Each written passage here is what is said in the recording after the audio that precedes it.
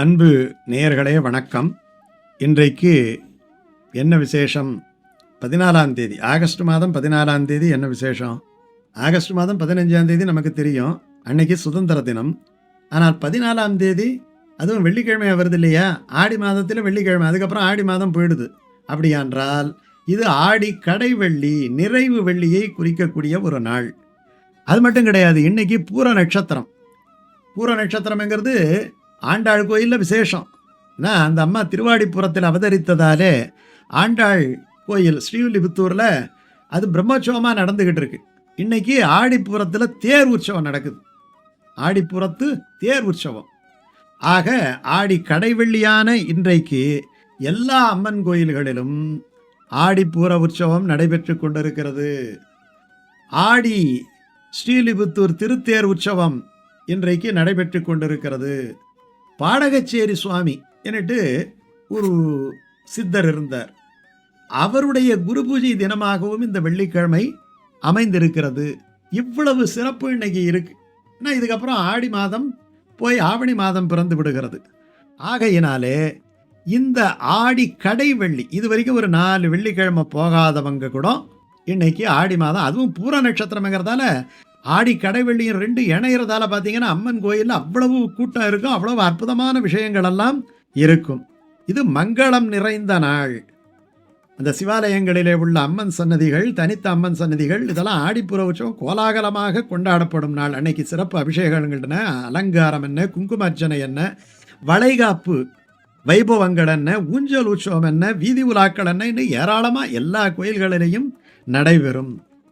ஏராளமான பெண்கள் அந்த அம்மன் கோயிலுக்கு சென்று வழிபட்டு நீடித்த அந்த சுமங்கலித்துவம், குடும்ப நலன், மகப்பேறு, எல்லாம் செல்வ வளம் எல்லாவற்றையும் பிரார்த்தனை செய்து அடைகின்ற நாள். சமய வேறுபாடுகளை கடைந்த நாள். தெய்வீகத்தாயினுடைய அருளை பெற்று தருகின்ற மங்கள திருநாள்.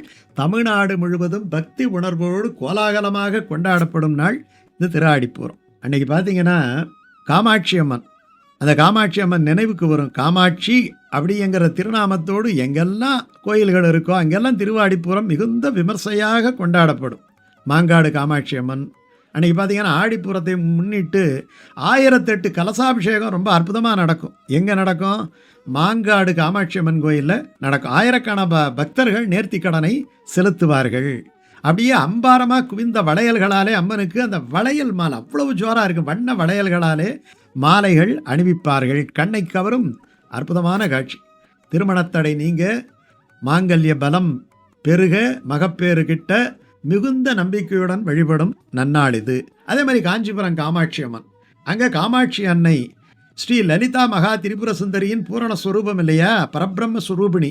அப்படி அருள்பாலிப்பதினாலே இத்தலத்திலே திருவாடிப்புற உற்சவம் ரொம்ப சக்தி வழிபாட்டினுடைய தனிச்சிறப்பாக கொண்டாடப்படுகிறது.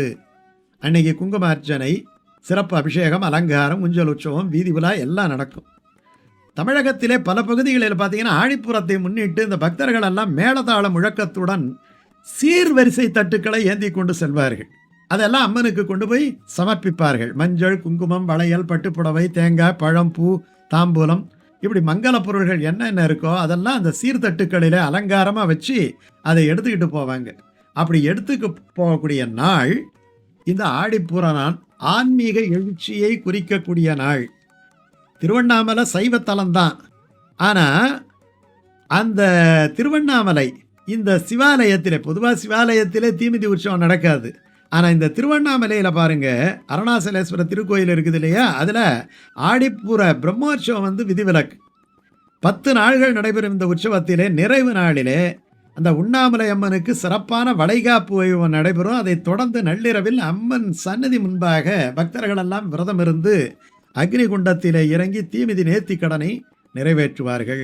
இந்த தீமிதி வைபவம் என்பது திருவண்ணாமலை ஆடிப்பூர உற்சவத்தின் தனிச்சிறப்புன்னுட்டே சொல்லலாம். சிவாலயங்களில் ரொம்ப அரிதாக காணப்படுகின்ற இந்த விழா அம்மனை கன்னியாக நினைத்து செய்கின்றது. அம்மனை சுமங்கலியாக நினைத்து அந்த சுமங்கலி பொருள்களை எல்லாம் சமர்ப்பித்து நாம் எடுத்துக்கொள்வது, இப்படி பலவிதமாக நடக்கும். இந்த திருவாரூர் கமலாம்பாளில் பார்த்தீங்கன்னா ரொம்ப சிறப்பு தீபாதனை, வளைகாப்பு உற்சவம்லாம் நடக்கும். வீதி உலா தேரோட்டமெல்லாம் விமர்சையாக இருக்கும். ஆயிரக்கணக்கான பக்தர்கள் தரிசனம் செய்வார்கள். அம்மனுக்கு அந்த அரிசி, வெள்ளப்புட்டு, சித்திரான்னங்கள், இந்த மாதிரி நிவேதனங்கள் எல்லாம் சமர்ப்பிப்பார்கள். இப்படி பல வகையிலும் எல்லா கோயில்களிலும் இந்த திரு ஆடிப்பூரம் ரொம்ப சிறப்பாக நடக்கும். ஸ்ரீலிபுத்தூரில் பார்த்தீங்கன்னா நிவேதனம் அக்கார அடிசில் அன்றைக்கி ரொம்ப முக்கியம். அக்கார அடிசில்னா சக்கரை பொங்கல் கிடையாது, பாலிலேயே அந்த அரிசியை போட்டு நிறைய நெய் போட்டு முந்திரி பருப்பு திராட்சை எல்லாம் போட்டு அவ்வளவு அமர்க்களமாக செய்யக்கூடிய அதி அற்புதமான ஒரு நிவேதனம் அக்கார அடிசில். இந்த அக்கார அடிசில தான் நான் 100 அண்டா கொடுத்தேன் பெருமாளுக்கு அப்படின்ட்டு ஆண்டாள் பாசுரம் பாடி இருக்கிறதாலே இந்த அக்கார அடிசில் என்பது ரொம்ப ரொம்ப விசேஷம். அதே மாதிரி ஸ்ரீரங்கத்தில் போயிட்டீங்கன்னா 2 ஆண்டாள் சன்னதி, உள்ளாண்டாள் சன்னதி, வெளியாண்டாள் சன்னதி இருக்குது. இங்கெல்லாம் மிகச் சிறப்பான முறையிலே இந்த ஆடிப்பூர உற்சவம் நடைபெறும். சீமந்த விழான்ட்டு சில அம்மன் கோயில்களில் நடைபெறும். இதே நாளில் பார்த்தீங்கன்னா பாடகச்சேரி ராமலிங்க சுவாமி, அந்த ராமலிங்க சுவாமி என்ன பொதுவாகவே இந்த ராமலிங்கம் வடலூர் ராமலிங்கமாக இருக்கட்டும், பாடகச்சேரி ராமலிங்கம்னு பேர் வந்துட்டாலே என்ன ஆயிடுமென்னா, பிறருடைய துன்பத்தை தீர்த்து வாடிய பயிரை கண்டபோதெல்லாம் வாடினேன். யார் ஒருவன் பசிப்பிணியோடு இருந்தாலும் தங்களுக்கு அந்த பசியால் துடிப்பது போல துடித்து அவர்களுக்கு உணவிடுகின்ற உத்தம புருஷர்களாக அவர்கள் இருந்தார்கள். அவர் இறை தொண்டுக்கு ஒரு அர்த்தம் சொல்லும்போது பாடகச்சேரி ராமலிங்க சுவாமி சொல்றாரு, பசித்தவனுக்கு உணவு அளிப்பது, நல்லா கவனிங்க, பசித்தவனுக்கு உணவு அளிப்பது என்பது மிக மிக சிறந்த இறை தொண்டு. அதைத்தான் திருமூலர் சொல்றாரு. நீ சுவாமிக்கு ஒரு விசேஷம் பண்ணிட்டு ஒரு நிவேதனம் பண்ணிட்டு கொஞ்சம் ஏதாவது ஒரு சக்கரை பொங்கலோ இல்லை புளியோதரையோ கொடுத்துட்டா அது மற்றவர்கள் பசியை கொடுத்தா தான் தீக்கலாம். இந்த பட்டாச்சாரியார் கொண்டாந்து ஆளு கொஞ்சம் கொடுத்தா தான் தீக்கலாம் இல்லையா? அவர் யாருக்கு வேணுமோ அவர்களுக்கு கொடுத்துட்டு எடுத்துகிட்டு போயிட்டா பசித்தவனுக்கு அது கிடைக்காமல கூட போயிடலாம். ஆனால் அழகாக சொல்கிறார் திருமூலர், நீ பசித்தவனுக்கு ஏதாவது உணவு படைத்து விட்டால் அங்கே இறைவனுடைய பசி தீர்ந்து விடும் என்கிறார். இறைவனுடைய பசி தீர்ந்து விடும். ஆகையினாலே இந்த பாடகச்சேரி சுவாமி அதை கெட்டியாக பிடிச்சிக்கிட்டார். பசித்தவனுக்கு உணவளிப்பது ஜாதி மதம் எந்த வித்தியாசமும் இல்லாமல் அன்னதானத்தை செய்தவர் இந்த பாடகச்சேரி ராமலிங்க சுவாமி. அவருடைய குரு பூஜை தினம் இந்த ஆடி கடைவெள்ளியான இன்று வருகிறது. பல ஊர்களிலே தேர் உற்சவம் நடக்கும், பல ஊர்களிலே கண்ணாடி சேவை உற்சவம் நடக்கும், வீதி உலாக்கள் நடக்கும். அதே நாளிலே பாடகச்சேரி சுவாமிகளுடைய இந்த குரு பூஜையும் வருகிறது. அவருடைய படத்தை வச்சிருக்கலாம் பல கோயில்களிலே. அன்னைக்கு பார்த்தீங்கன்னா விசேஷமான அன்னைக்கு பூஜைகள், பஜனைகள், சொற்பொழிவுகள், அவன் அன்னதானங்கள் இவைகளெல்லாம் நடக்கக்கூடிய நாள் இந்த ஆடி கடைவெள்ளி. இந்த ஆடி கடைவெள்ளி அன்று நாம் இந்த கோலாகலங்களிலெல்லாம் பங்கு கொண்டு அந்த அம்மனினுடைய அருட்கருணையை பெற வேண்டும்.